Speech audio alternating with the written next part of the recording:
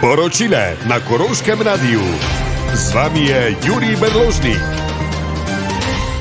Dober dan. Danes mineva natanko 30 let od dneva, ko so državljani Švice na referendumu odločili, da bodo ves tovorni tranzitni promet preusmerili na železnico. Kaj pa Slovenija? Ču-ču! Nam pa je vlak že zdavnaj odpeljal. Ču-ču!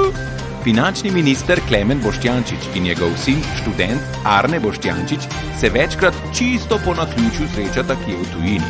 Oče v službi države, sin pa kot študent.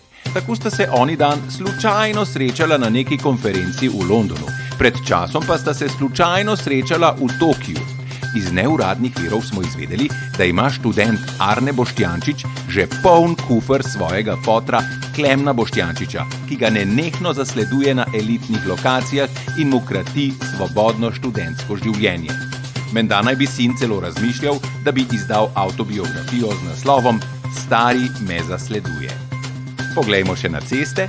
Za vožnjo na območju Murske Sobote ali Maribora v času nogometnih tekem se šoferjem toplo priporoča uporaba čelade in čepkov za ušesa.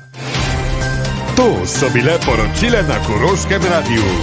Tis pa ja, trep.